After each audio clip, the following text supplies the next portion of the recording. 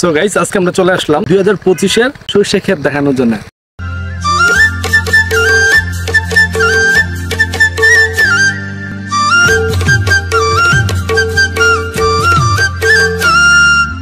আসলে অনেকেই সরষে ক্ষেত কোথায় আছে জানেন না গাজীপুরের মধ্যে।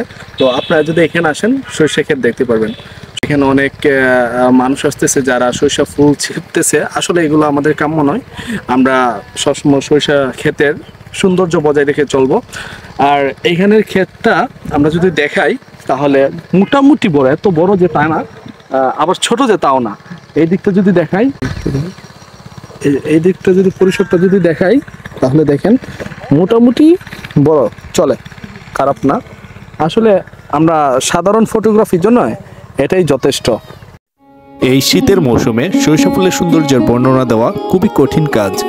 সবুজ পাতার মধ্যে হলুদের সমারোহ, এই যেন এক প্রাকৃতিক লীলাভূমি।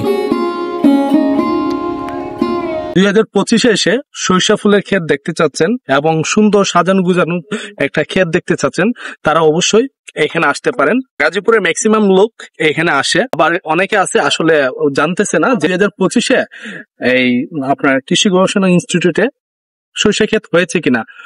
যারা না জানেন তাদের জন্য এই ভিডিওটা, আপনারা এখানে আসতে পারবেন, ক্ষেত দেখতে পারবেন। এই লোকেশনটা হচ্ছে বাংলাদেশ কৃষি গবেষণা ইনস্টিটিউট, যা গাজীপুরে অবস্থিত।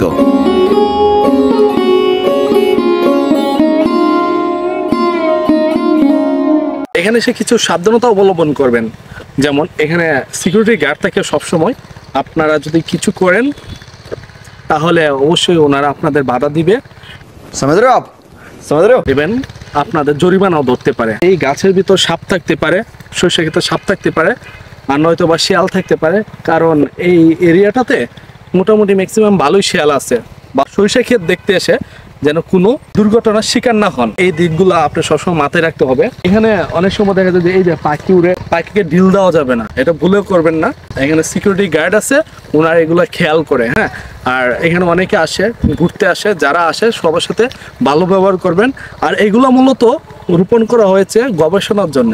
এখানে সবকিছু নিয়ে গবেষণা করা হয়, এগুলো গবেষণার জন্য রোপণ করা হয়েছে। আপনারা এসে এখানে কোনো ঝামেলা সৃষ্টি করবেন না।